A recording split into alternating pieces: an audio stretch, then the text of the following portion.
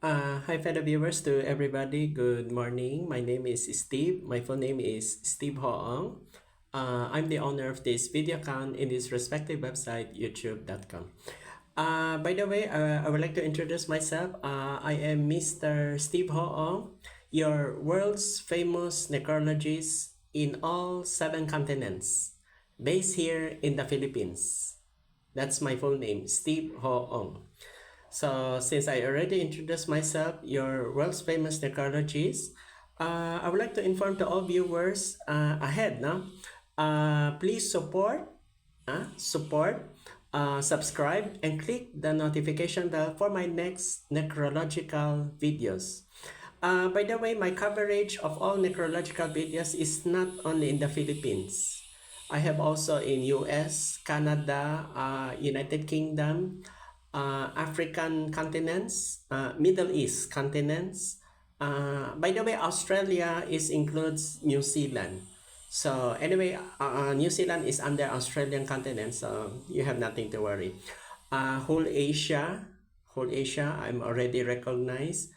Um, Europe. Okay, so North and South America. So all the 7 continents that I mentioned is already there. Okay. By the way, my next necrological video is happen here in the Philippines. It's not outside Philippines. It's happened here in the Philippines, and I will be using 2 languages. One is in English and the other one is in Filipino, which is the national language, Tagalog. I have to use 2 languages because if you use one language, Tagalog, it will take time. Okay, a lot of you suggest, actually that's my plan in 2026. Yes, I already aware that the mother of 3 Marias, the Filipino actresses, the Barreto family, I would like to say condolence. Then I know this is a hard time to have a lost loved ones, especially your mother. Okay, the 3 Marias that I'm referring to is Gretchen Barreto, Marjorie Barreto, and Claudine Barreto. Okay, now who am I referring to? I'm referring to Estrella Inday Barreto. Yes, you heard it right. By the way, in the Philippine entertainment, they fondly call her Inday Barreto. Usually in the news headlines, they use it Inday Barreto. And I already checked the necrological findings. Her real name is Estrella. Her nickname is Inday. It's a Cebuano term. This is a very common name in Cebuano. Then the family name Barreto. By the way, in her profile, I already confirmed that she was born on January 12, 1937. Then she died on January 29, 2026 at age 89. 89. Okay. By the way, in the description, I will place there 2 categories. I will place many descriptions.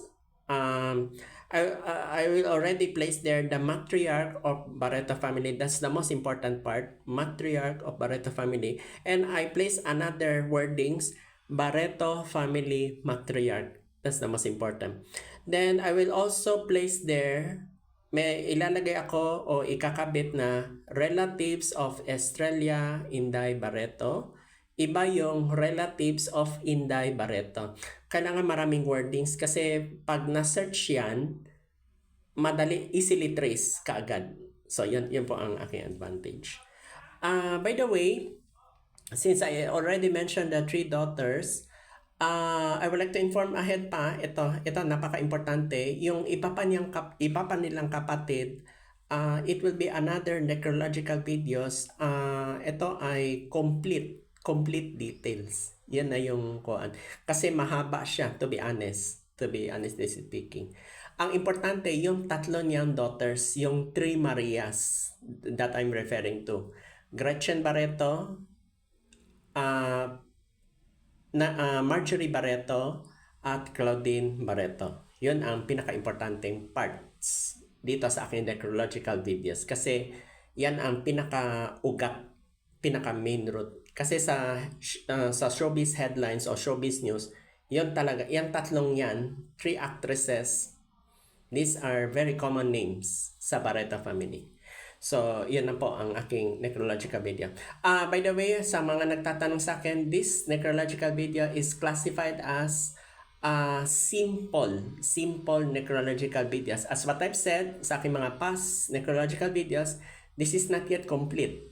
Ang complete is aabot ng more than 15 minutes. Ito kasi less than 15 minutes.